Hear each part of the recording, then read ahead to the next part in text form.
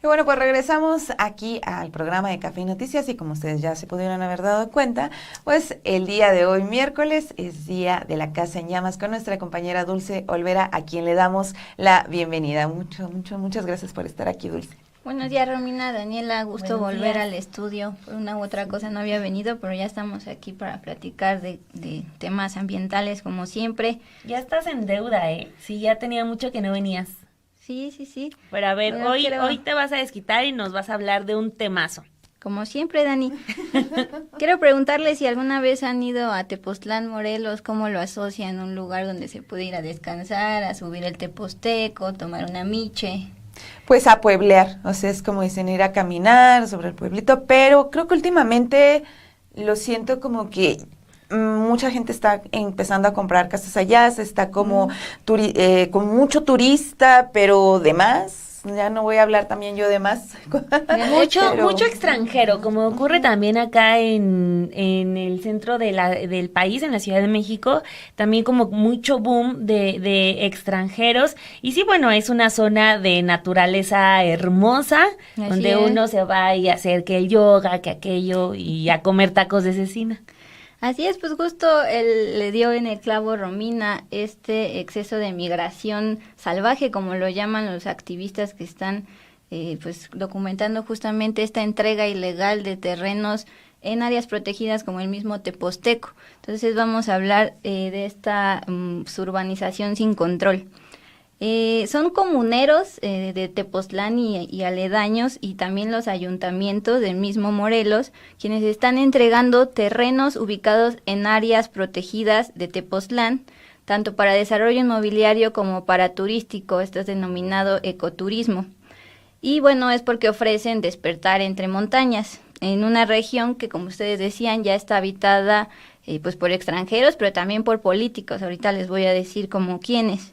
Las áreas naturales protegidas que me refiero son el Parque Nacional de Teposteco, muy conocido justo por estas montañas, pero también la Cañada Chicoacema, que tiene una cueva con valor histórico.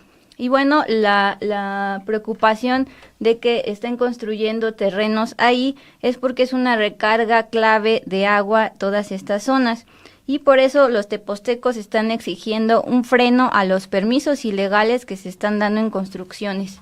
Hemos abordado aquí en Café y Noticias los temas del cártel inmobiliario en la Benito Juárez y en la Miguel Hidalgo, pero vemos que también en áreas protegidas está sucediendo esta entrega. Les quiero compartir una plática que tuvimos con Roberto Robles, él es habitante y activista allá de Tepoztlán, quien platicó el papel tanto de los comuneros como de los ayuntamientos en este avance de lo que él denomina la urbanización salvaje, agudizada sobre todo durante la pandemia y también desde los sismos que comenzaron a llegar más personas. Vamos a escuchar este primer fragmento. ¿No? Los ayuntamientos son los que dan los permisos de construcción, ¿no? Hay una primera fase, digamos, que es la entrega de la concesión de la tierra, de la cesión de derechos de la tierra comunal por parte de los comuneros. Una vez que ya se tiene la cesión de derechos de tierra, se avanza en la licencia de construcción, que es la que dan los ayuntamientos. Entonces son como esas dos partes de corrupción que vemos, comuneros y ayuntamientos, ¿no? Comuneros entregan la tierra y ayuntamientos dan licencias de construcción donde no deberían darlas. Y esto pues es un problema que ya tiene varios años, sin embargo se ha agudizado pues últimamente. Hemos visto pues una migración fuerte a partir de los temblores desde 85, el del 17, ahorita en la pandemia también estamos viendo una fuerte migración y eso pues también contribuye a esto de la urbanización salvaje, ¿no? Y bueno, les decía quienes han estado llegando a expandir esta marcha urbana en Tepoztlán, que se ha extendido, nos decía Roberto, desde los 60s, con casas de descanso tanto de extranjeros, pero también de gente con alto poder adquisitivo. Él lo denomina como una migración de privilegio y bueno, ya viviendo ahí ha identificado que políticos desde Raúl Salinas de Gortari, pero también actualmente, por ejemplo, el senador y líder minero Napoleón Gómez Urrutia y también el exgobernador Graco Ramírez, pues tienen ahí sus casas de descanso y esto está abonando justamente a la presión en las áreas naturales protegidas, así nos lo dijo Roberto. Bueno, aquí en Tepoztlán pues se sabe, ¿no?, que hay desde intelectuales, empresarios, el mismo presidente lo dijo, sindicalistas, millonarios como Napoleón Gómez Urrutia, pues sí, políticos, ¿no? Entonces es muy variada, ¿no?, la migración aquí en Tepoztlán. Extranjeros, hay mucho extranjero que también viene a hacer sus casas. Ha habido, por ejemplo, también una explosión de desarrollos turísticos, de cuestiones de tipo de ecoaldeas, que se llaman ecoaldeas, que no tienen nada de ecológico porque invaden las zonas naturales, de ecoturismo, ¿no?, hoteles ecológicos supuestamente que invaden las áreas naturales. Bueno, ante esta entrega de terrenos, tal vez estén preguntando qué están haciendo las autoridades ambientales, particularmente la Profepa, y ahí vemos justamente cómo la Profepa ya clausuró al menos 2 obras que se construían tanto en las Cañadas San Jerónimo como en Chicoacémac, esta cueva con valor histórico que nos platicaba Roberto. Y bueno, vamos a escuchar los detalles sobre la importancia de esta cueva con valor histórico de la época de la Revolución. ¿Cuál es la importancia de la Cañada de San Jerónimo? Es la cañada más grande de Tepoztlán y es la zona de recarga de agua más importante de Tepoztlán y una de las más importantes del estado. Esa zona recarga hacia los ríos, por ejemplo, Cuautla y Yautepec, que incluso benefician a los municipios del sur. Nosotros estamos en los Altos de Morelos y esta agua que se recolecta en esta cordillera beneficia incluso a los municipios del sur de Morelos, a los municipios agrícolas, por ejemplo. Entonces es una zona importantísima. Además es una de las zonas más ricas en cuestión de flora, de fauna, de hongos, de todo, ¿no? De generación de aire limpio, ¿no?, de oxígeno. Entonces, en esta zona que se conoce como la Cañada de San Jerónimo, desde hace años se ha visto un interés de impulsar desarrollos turísticos e inmobiliarios, porque al estar en las montañas tiene unas vistas, pues, impresionantes. Y el otro proyecto, la otra obra, que también ha causado indignación, es en Chicoacémac o La Fundición. La Fundición es una cueva que tiene mucha historia. En esa cueva, que está en el camino antiguo a a Ocotitlán, que es otra comunidad, en esa cueva se refugiaban los zapatistas, entre otras cuevas aquí en Tepoztlán, pero esa cueva tenía la particularidad de que era donde ellos fundían metal para hacer las balas que usaban ellos para los combates de la revolución. Entonces es una cueva histórica que también está en medio del bosque, y en esa zona es donde ya se empezó a urbanizar, donde se empezaron a entregar las constancias por parte de los comuneros y las licencias por parte de los ayuntamientos.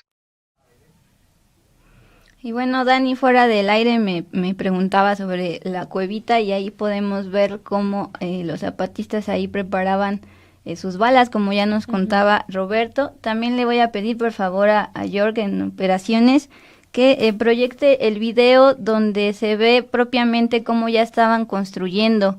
Ya se ven ladrillos encima de pues estas riquezas de naturaleza. Aunque ambas obras siguen clausuradas actualmente, ahí vemos como ya habían enrajado, ya habían levantado pues tubos, más adelante se ven ya los ladrillos. Esta es una de las obras clausuradas por la Profepa, pero si ustedes hacen una búsqueda rápida en Twitter sobre Profepa y Tepoztlán, desde años antes también ya habían clausurado bastante de estas obras que pues son irregulares, con permisos ilegalmente adquiridos por ayuntamientos y por comuneros ahí mismo de la zona.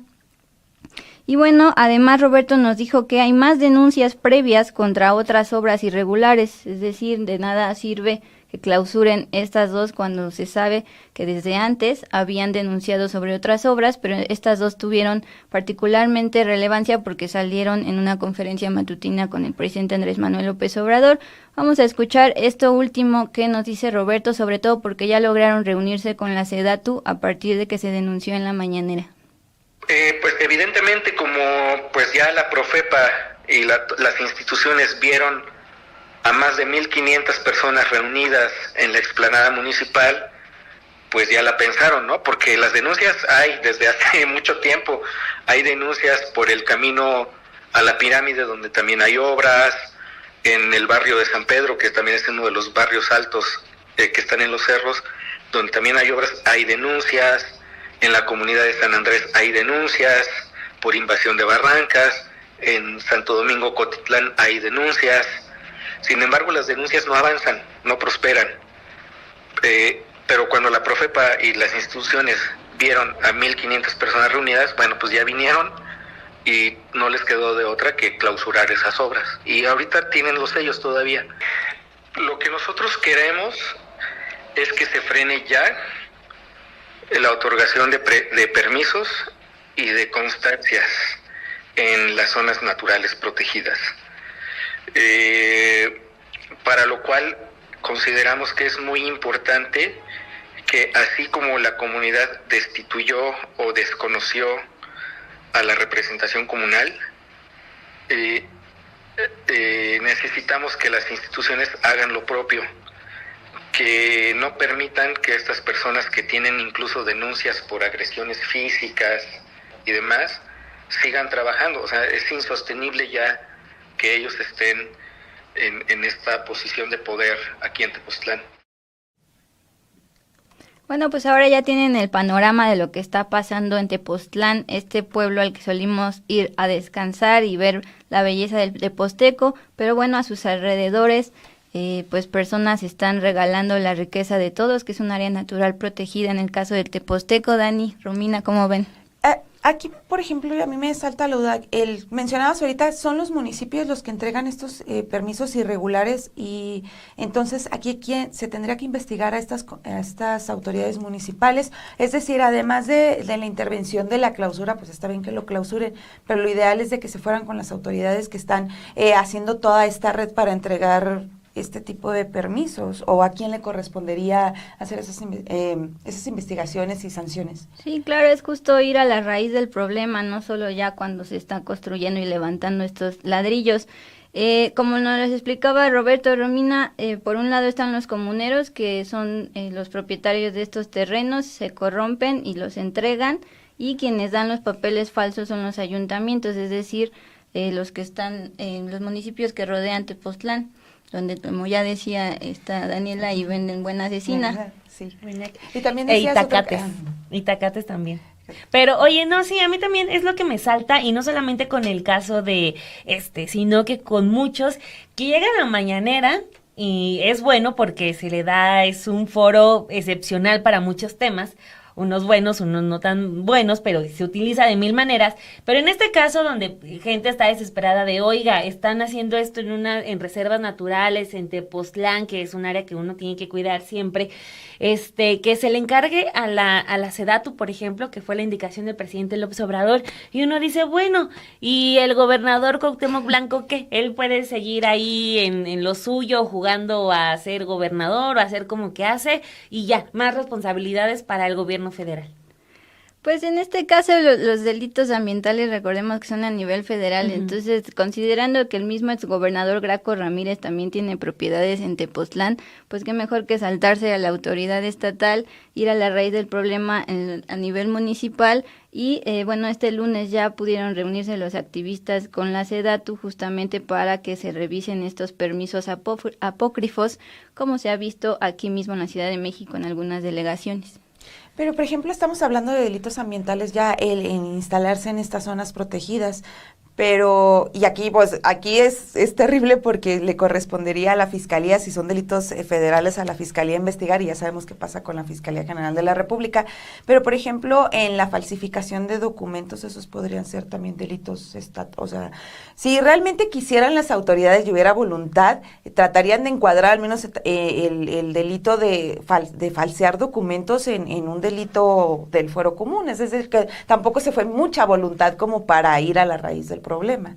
Bueno, sí, eso ya son terrenos también, como dices, de fuero común, justo al momento de falsificar estos permisos, que es un modus operandi y toda una red que opera a nivel municipal allá en Morelos, y que estos activistas están denunciando para no olvidar la importancia justo que tiene en la recarga de agua para el río Cuautla, por ejemplo, que alimenta todo el sur de Morelos. Dulce Olvera, muchísimas gracias por esta Casa en Llamas de este miércoles, de verdad, muchas gracias, esperamos que ya vengas al estudio más y más seguido.